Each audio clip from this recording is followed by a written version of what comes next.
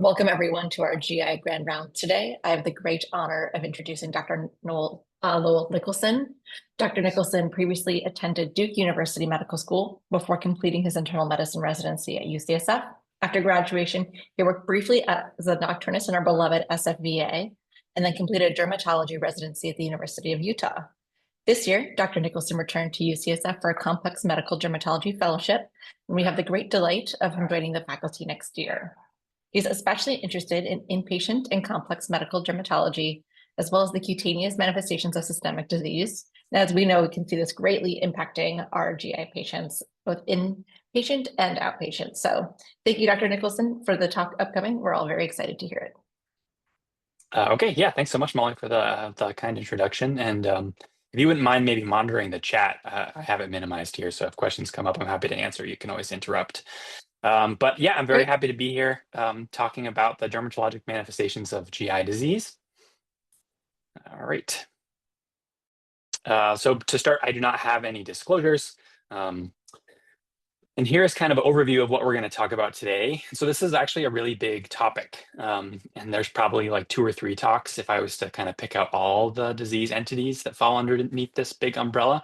But I tried to pare it down to fit into a nice sort of 50-minute time slot. And I grouped it broadly into 4 categories. And I think these are all things that we see and are important to patients we take care of. So we'll talk first about the cutaneous manifestations of inflammatory bowel disease.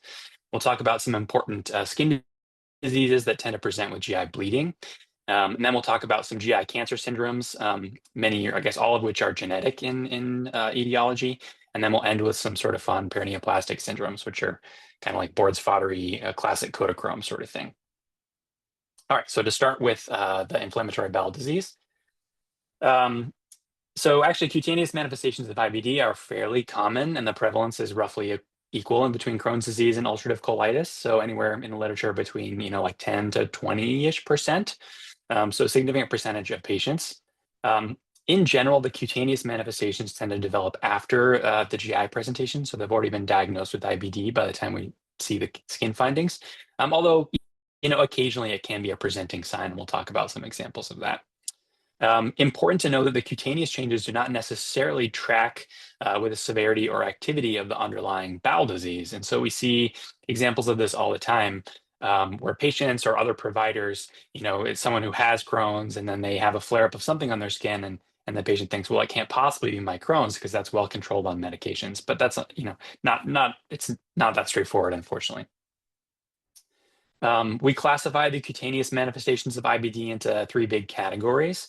Specific lesions, and so this means basically the same pathologic mechanism is happening in the skin lesions as is happening in the GI lesions. So it's basically like what's going on in the GI tract, you're picking it up and putting it into the skin somewhere.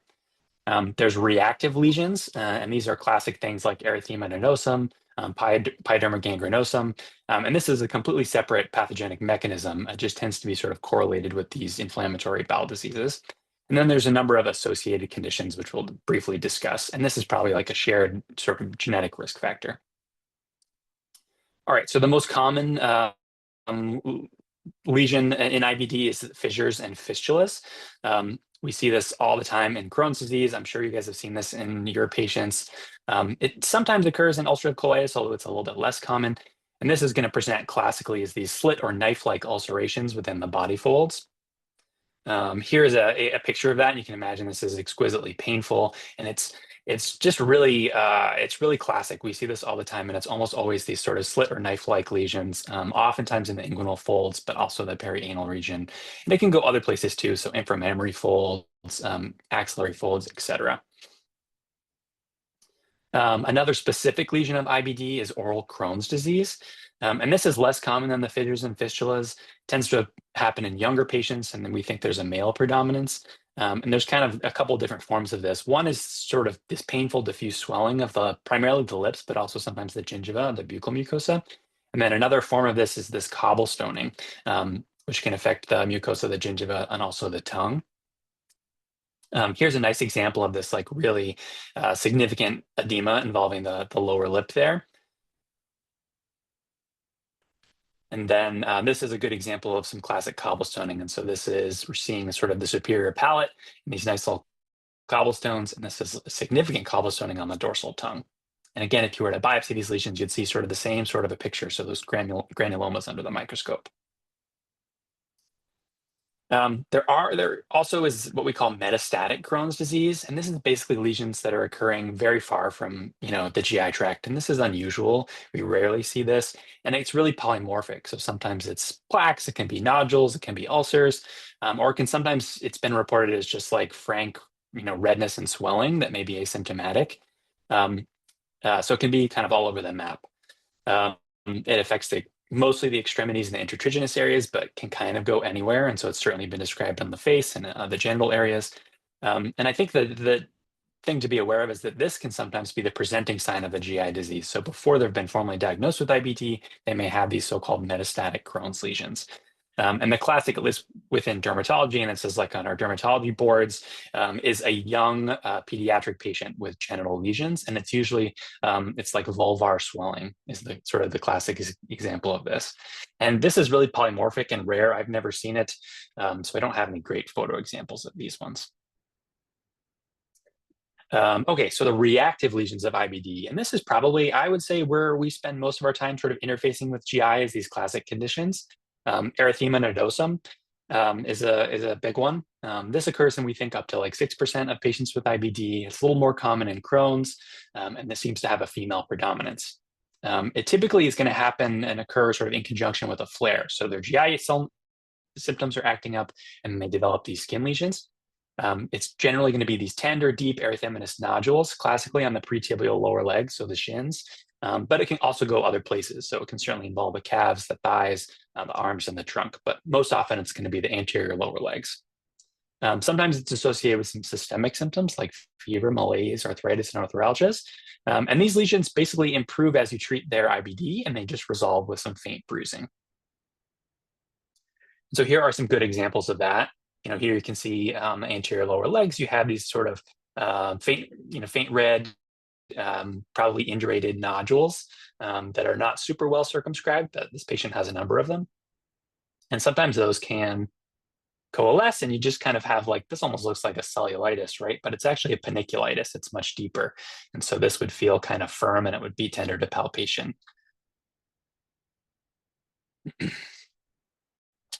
This is generally going to be a clinical diagnosis. We don't have to biopsy it. It does have a characteristic histopathologic pattern. So it's going to look like a paniculitis, as I mentioned, but generally we're just going to make a clinical diagnosis. We would biopsy if it was kind of atypical or not responding to our typical treatments.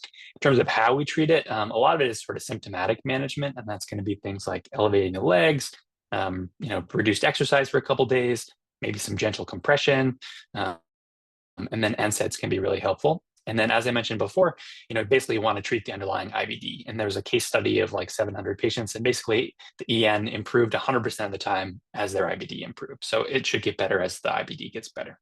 Dr. Nicholson. Yeah. Do the NSAIDs help actually with the underlying pathology, or is it mostly for discomfort? That's a good question. It's probably a little bit more for symptoms, but we don't fully understand the pathology of, or the pathogenesis, I should say, of EN. We think it's, neutrophilic predominant inflammation, and there's probably some cytokines involved, some immune complex deposition. So I can imagine the NSAIDs may be affecting that pathology a little bit, but I think of it more in general, I think, for symptomatics management. Okay, one of my favorite conditions, pyoderma gangrenosum. And so if you look in the literature, this is like not super common in IBD patients. So I don't know if you guys feel like you see this all the time, and we're granted a tertiary referral center, so we see some complex cases. But actually, on the derm side, when we have patients with PG, essentially the majority of the time, when we can find an underlying condition, it's going to be IBD. And so ulcerative colitis is actually the most common identifiable cause of PG.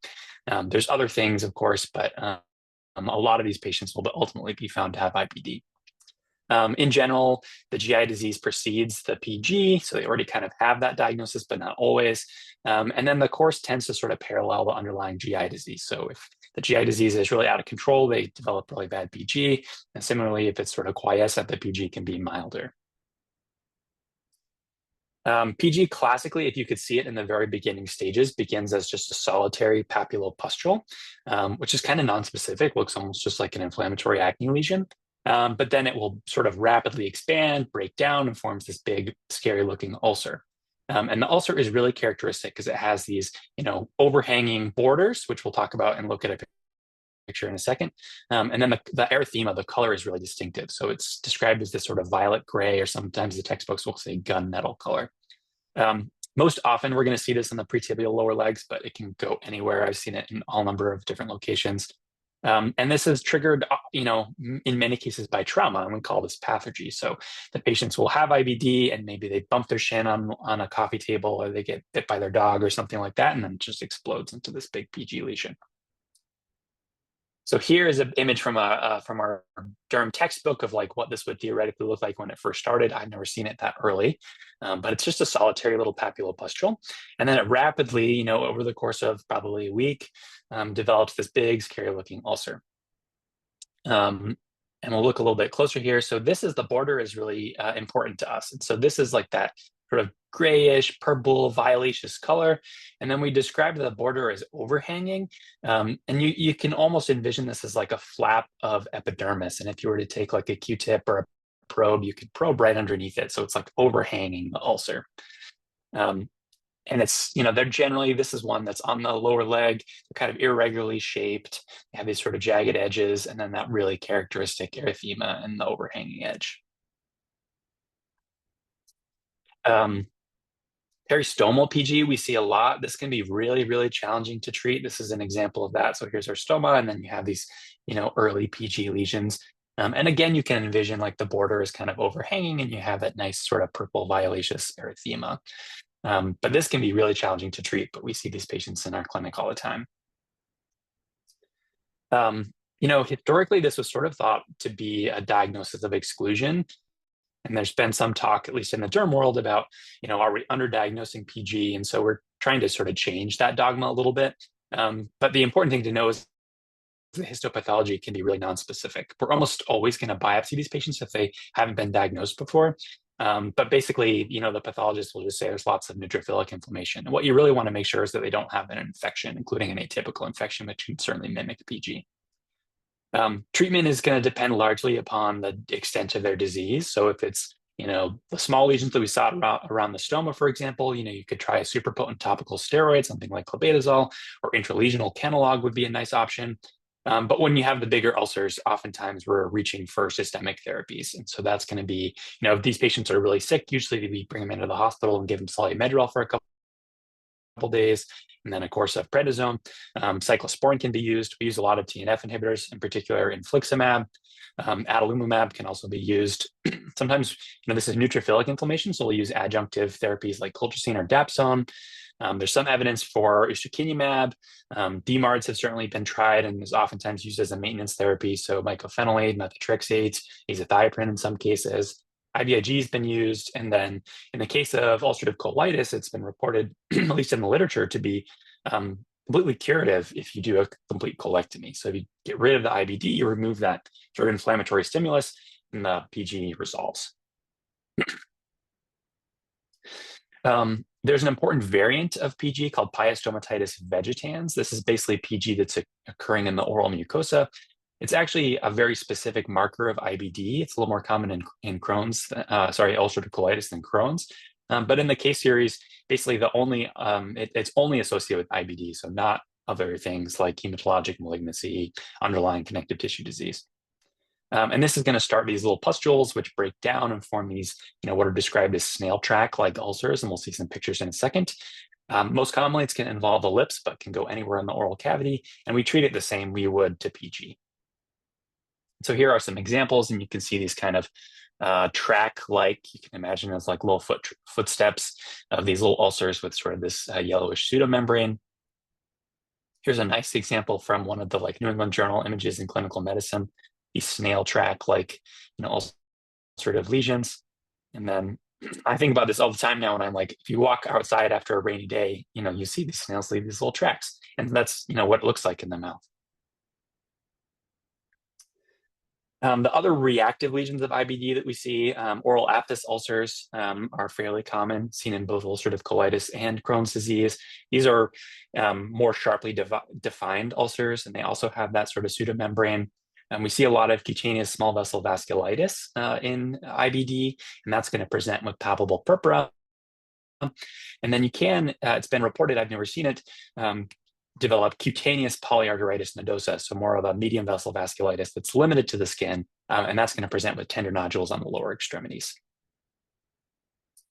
So here are examples of aphthous ulcers, and you can see they're really sharply defined. They have that yellowish pseudomembrane. Here's another example up here on the mucosa. Here's a classic example of leukocytoclastic vasculitis or small vessel vasculitis, and these would be slightly palpable, but we see this all the time. And here's an example of a cutaneous PAN. And so it's hard to appreciate, but these would be sort of palpable, firm, deep-seated nodules. And then you can appreciate a little bit of a lividoid rash here on the posterior legs. And then lastly, these are sort of the associated conditions that we see with IBD. And we think these are probably related to sort of HLA linkages and or just ongoing chronic inflammation. And so I know HLA-B27 is sometimes seen in IBD. NOD2, I think, has now been described in IBD as well as in psoriasis. But the things that we tend to see in these patients is they maybe have comorbid psoriasis, reactive arthritis. It was formerly called Reiter's syndrome. That's the can't see, can't pee, can't climb a tree thing. But that's sort of like psoriasis lesions that tend to happen on the genitals or the bottom of the feet. And then vitiligo also, we see a fair amount in patients with IBD. All right, so that was a big section of the talk. We're going to now move on to some important skin diseases that tend to come in with GI bleeding. So you guys take care of these patients as well.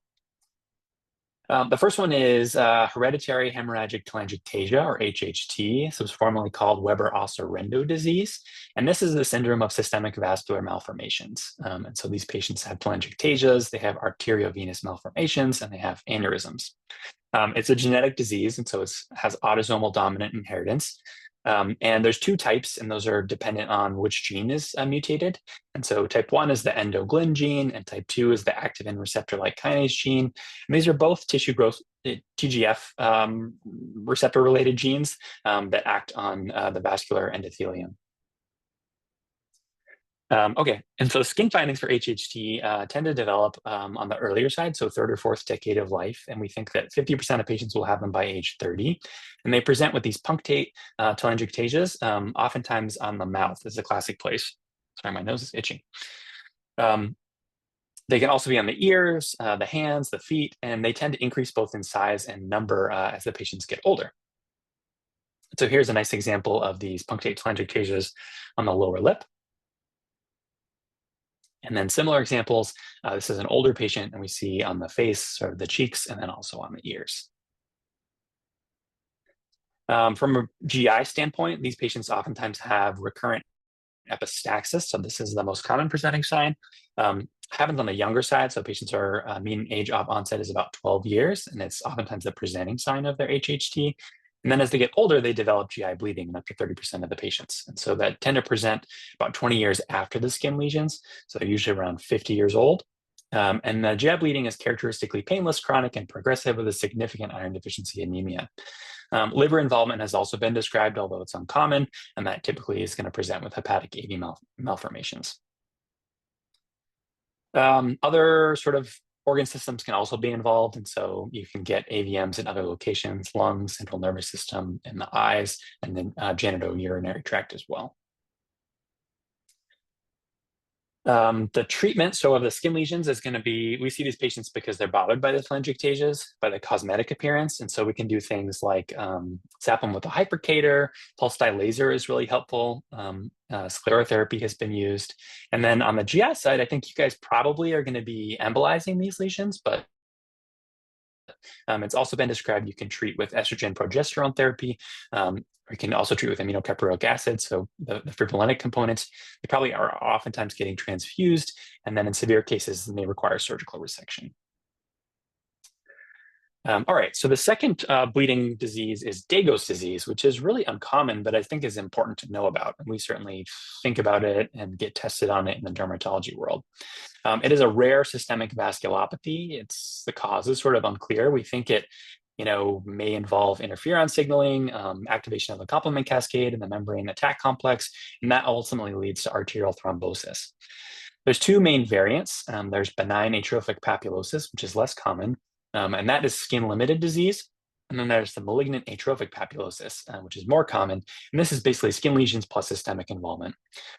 GEI disease happens in 60% of the patients with MAP, and it can be really severe. And so it causes ultimately intestinal perforation. And so that's the most common cause of death in these patients. CNS disease also happens in a significant number of patients, and that's going to be basically cerebral infarction and cerebral hemorrhage. Can infect other organ systems as well, but most common is GI and CNS. And this disease is really bad. It's invariably fatal within years typically. The skin findings are really characteristic. And so you see these rose-colored papules, which sort of heal, forming these umbilicated porcelain white centers. They tend to occur in crops. They're small, and they appear mostly on the trunk, but sometimes the extremities, and in general will spare the face, the palms, and the soles. And they're asymptomatic. So it's, we see that when we've seen these patients, it's almost like an incidental finding. And here are some good examples. You can see these rose-colored papules with those sort of porcelain white centers, scar-like centers. And then the GI manifestations, these patients are generally symptomatic, although it's a broad range, as you can imagine. So on the mild side, it's going to be sort of dyspepsia, abdominal discomfort, pain, distension, but that can go on to sort of severe symptoms, including acute surgical abdomen. The lesions can appear throughout the entire GI tract, although they're most commonly found in the small intestines. And what they look like depends on sort of how you're visualizing them. So on endoscopy, you see sort of patchy erythema and ulcerations, but these lesions are actually better appreciated on laparoscopy or laparotomy, and that's where you see what looks very similar to what's on the skin. You see these depressed white plaques with red borders. So if you were to do an endoscopy, here's an image from the literature of what you would see. So sort of nonspecific patchy erythema. Maybe you're seeing some porcelain white change in the middle there. Here's a laparoscopy, and you can sort of see this is kind of like the GI equivalent of what we see on the skin. And so it's this porcelain white sort of scar. And then this is obviously a laparotomy, and you can see there's numerous of these porcelain white scar-like lesions. And this is a patient who probably did develop intestinal perforation and, had to be sent to the OR urgently. This is a challenging disease to treat, as you can imagine. Historically, there's no proven effective therapies.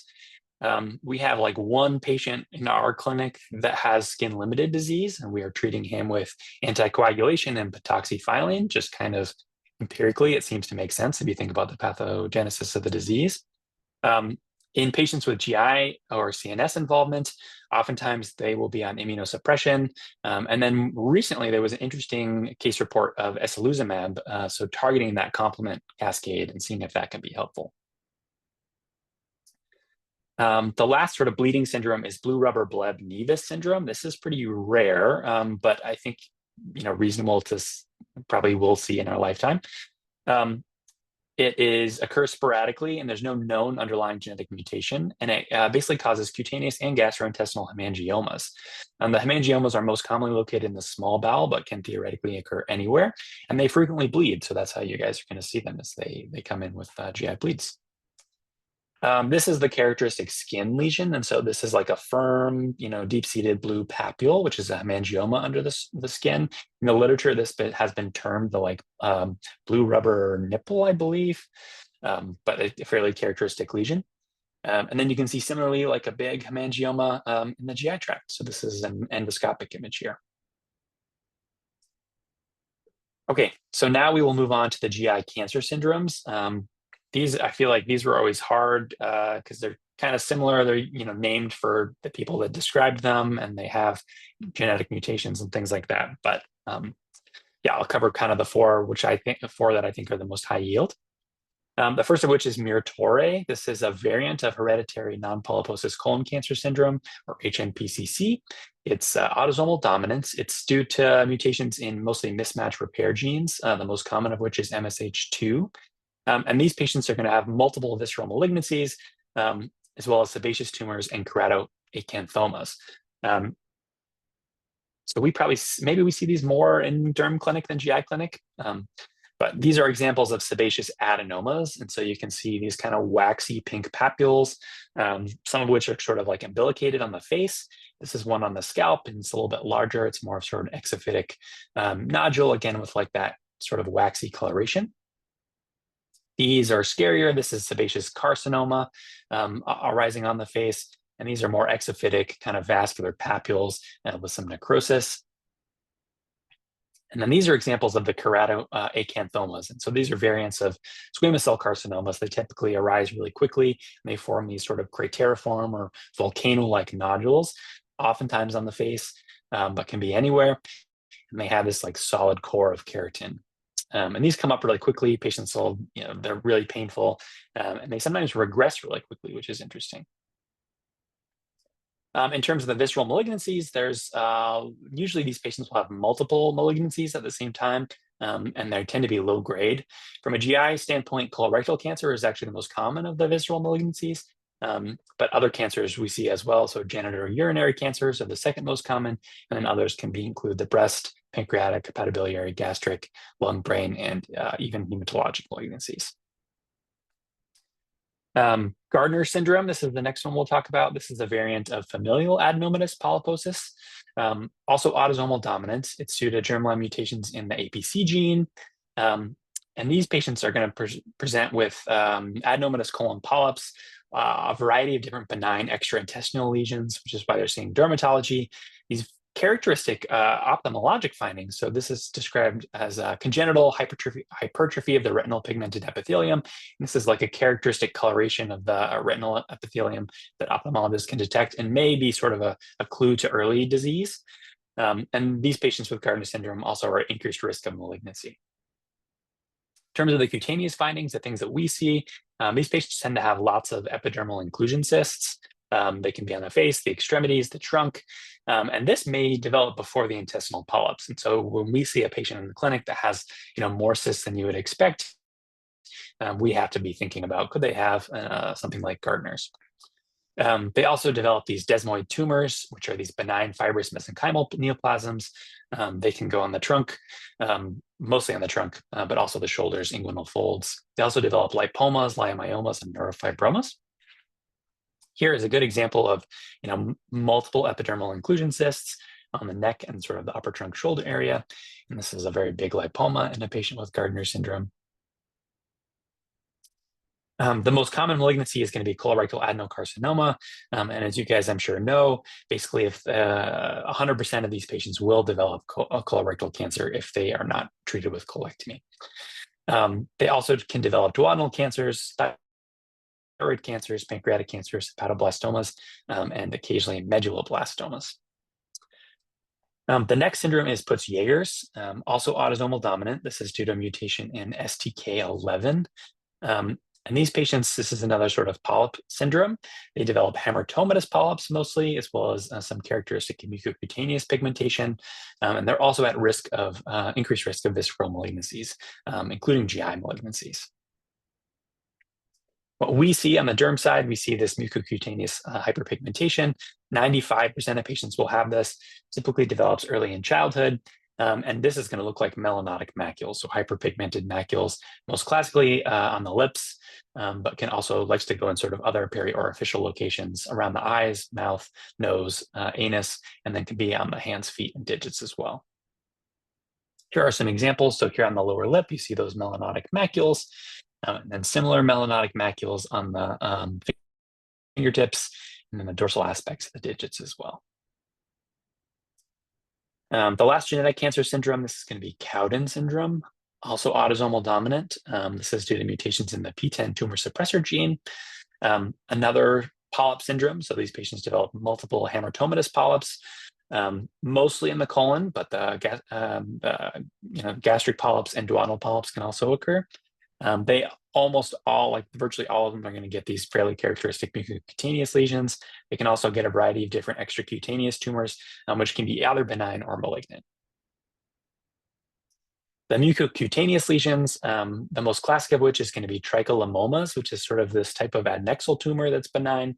They can also get these papillomatous papules on the face and within the oral mucosa, characteristic acrokeratoses, and then also lipomas and fibromas.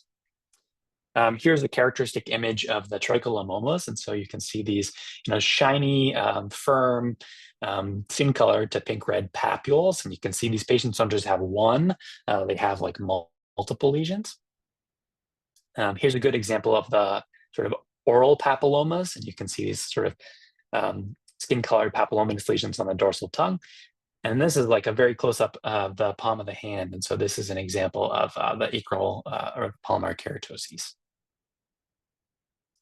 Another very characteristic lesion in this syndrome is the sclerotic fibroma. And so this is a picture of a sclerotic fibroma on the thigh. And this is like fairly diagnostic for Cowden's. And you can see this sort of exophytic nodule with a lot of sort of vascular predominance. And then this is a picture of if you were to biopsy that, what it would look like under the microscope. And we get tested on this all the time. It's described as this storiform or like plywood-like findings. And so this looks really distinctive under the microscope.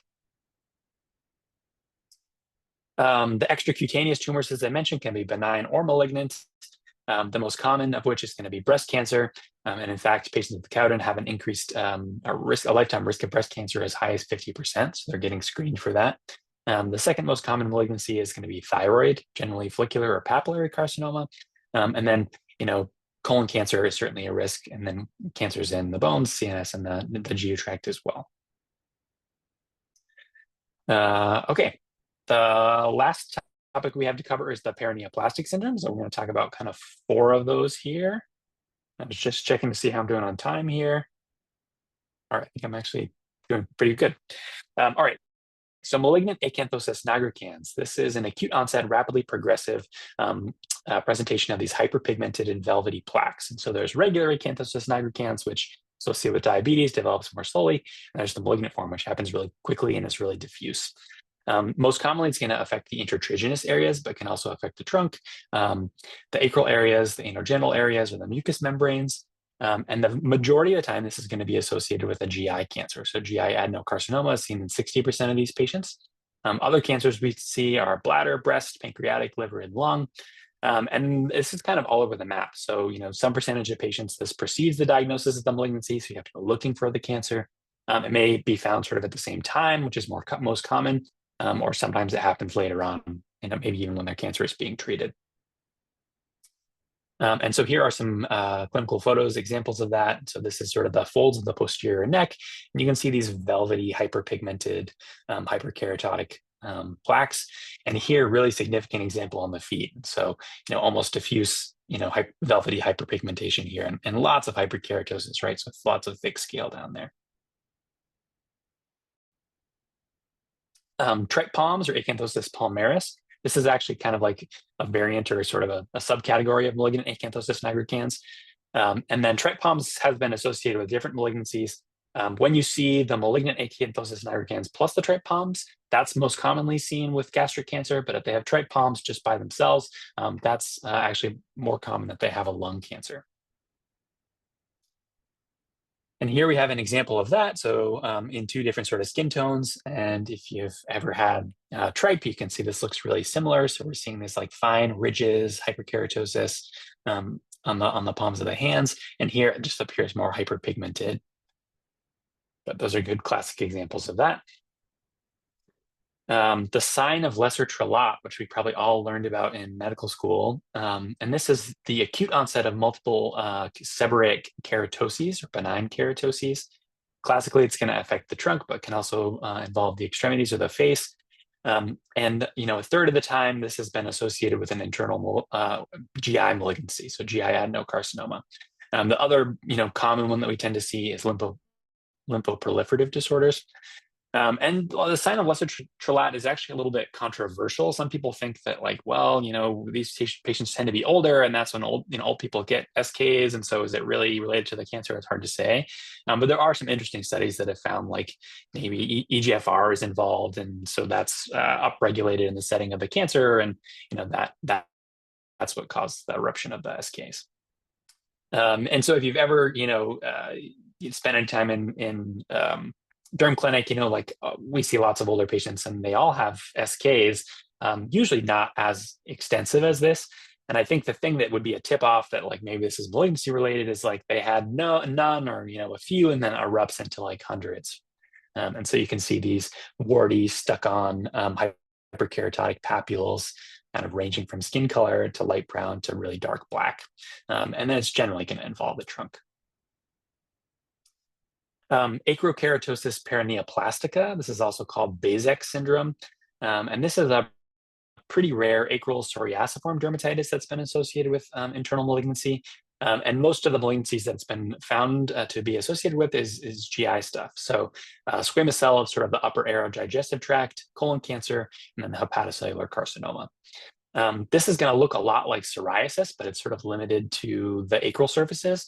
So it'll look like erythematous violaceous plaques with a thick psoriasis-like scale on the palms and the soles. This is usually going to precede the diagnosis of the cancer, so an important thing for us on the derm side to be thinking about. And it tends to improve with the underlying malignancy. So most patients will get better, and it can actually be a marker of how well their cancer is doing. So as you treat it, this should get better. And then if it comes back, you should be worried about cancer recurrence. And this is a photo of this condition. This could very well be psoriasis, but we're seeing sort of diffuse erythematous scaly plaques on the hands. And then this is a more severe example involving the soles of the feet, and it has that almost like violaceous color to it, but lots of hyperkeratosis here. Then the last condition we'll discuss is necrolytic migratory erythema. This is also known as glucagonoma syndrome. And this is going to appear as these migrating scaly annular erythematous plaques, which have sort of central blistering. It tends to favor areas where there's friction or pressure, and it's associated with these glucagon secreting pancreatic cancers. And so the sort of the illness script for this would be, a patient who all of a sudden develops diabetes, they're having sort of diarrhea, steatorrhea, they're losing weight, maybe they have a thrombus somewhere, and then they have these characteristic rash. And here are good pictures from the literature. This is one from a New England Journal, and you can see sort of these acral erythematous plaques with scale and some central blistering there. And these kind of migrate around. They can wax and wane. And here's an example of one similarly on the lower leg. And so, as I said, they kind of like to go to areas of pressure. So the legs, ankles, that's a good place for it. Okay, so I think that is about all I have. It was kind of a whirlwind covering lots of different diseases, but hopefully you guys found that helpful. We talked about, skin findings in IBD. We talked about some skin diseases that tend to present with bleeding. We talked about GI cancer syndromes, many of which have GI polyps, and then we ended with some paraneoplastic syndromes, a lot of which are associated with GI malignancies. That's all I have. I'm very happy to answer questions.